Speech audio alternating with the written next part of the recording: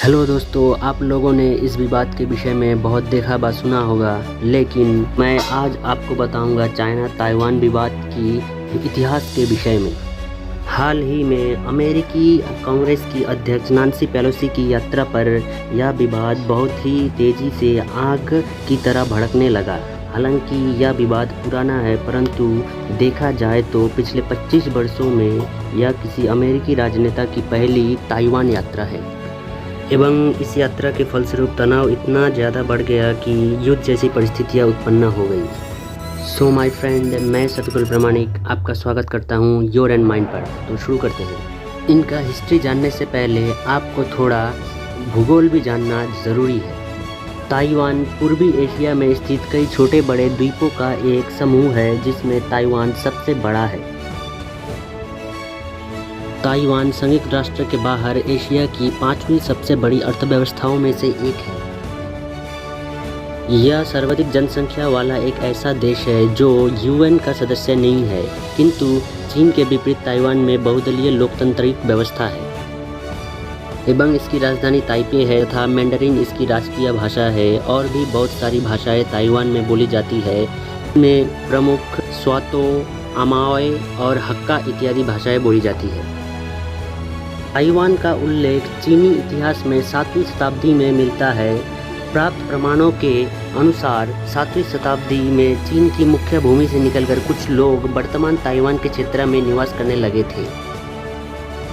हालांकि लोगों ने यह विस्थापन क्यों किया, इसका कोई स्पष्ट उल्लेख नहीं मिलता है, किंतु इतिहासकारों के अनुसार संभवतः इस समय चीन में तांग डायनेस्टी का शासन था और इस डायनेस्टी के कई शासक क्रूर एवं अत्याचारी प्रकृति के थे।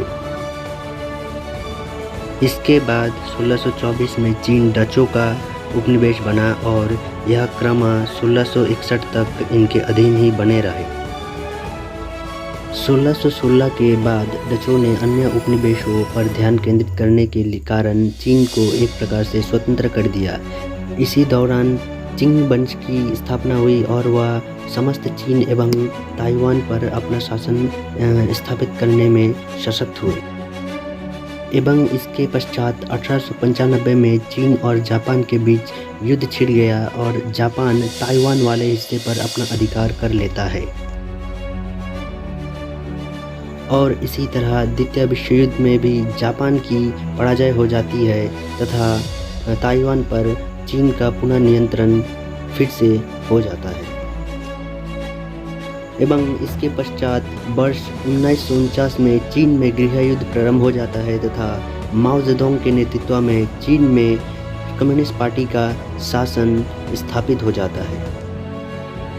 इस समय चीन में चियांग काई शेक के नेतृत्व में राष्ट्रवादी कुमिंतांग पार्टी का शासन था। माओ जेडोंग की सत्ता स्थापित होने के बाद कुमिंतांग पार्टी के नेता चियांग काई शेक ताइवान चले जाते हैं और ताइवान में नई सरकार का गठन करते हैं।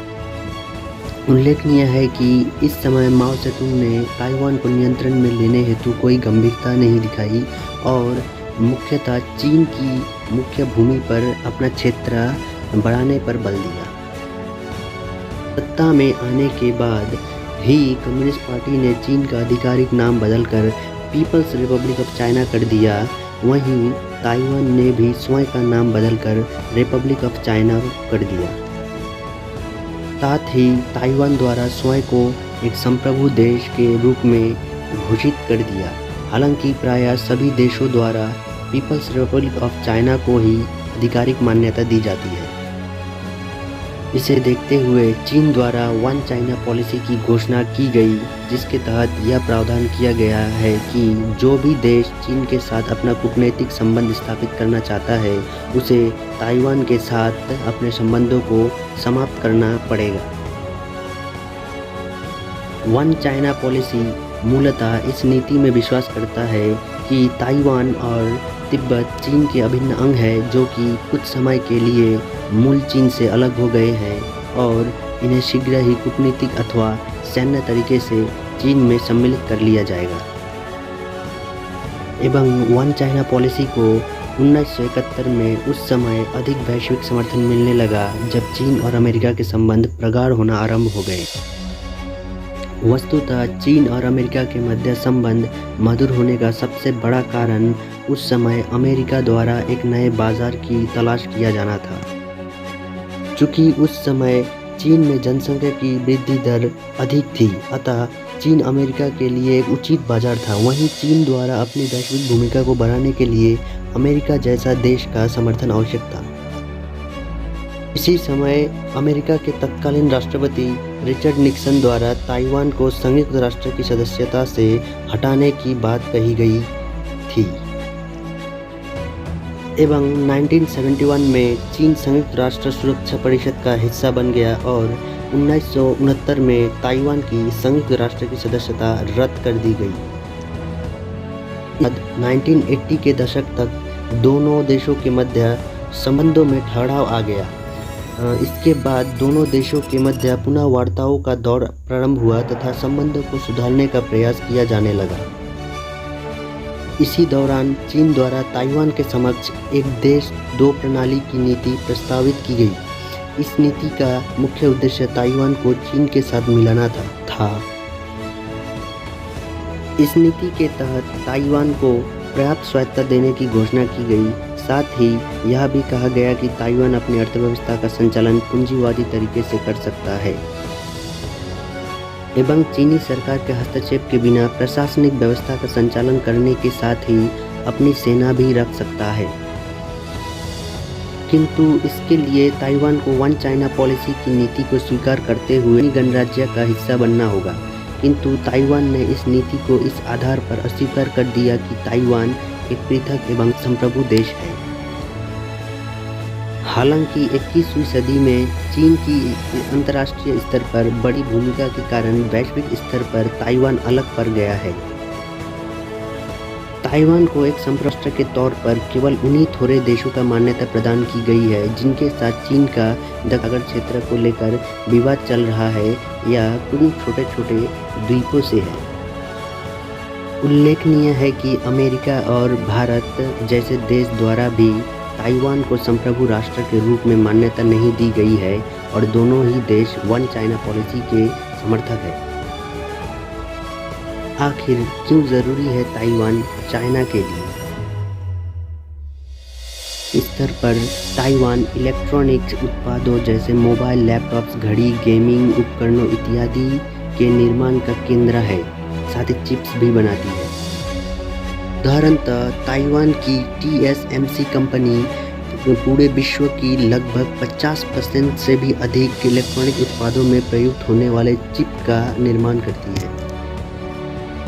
वर्ष 2021 में इन चिप का लगभग 100 अरब डॉलर का व्यापार था और इसमें से आधे से भी अधिक हिस्सा ताइवान को प्राप्त हुआ है। यदि चीन के दृष्टिकोण से बात की जाए तो ताइवान चीन के लिए न केवल भौगोलिक रूप से महत्वपूर्ण है बल्कि अंतर्राष्ट्रीय व्यापार में भी एक प्रमुख केंद्र बिंदु है। इसके अलावा चीन के लिए वैश्विक नेतृत्वकर्ता की भूमिका विकसित करने के लिए ताइवान को अपने अंतर्गत सम्मिलित करना आवश्यक हो गया है। India Taiwan relation.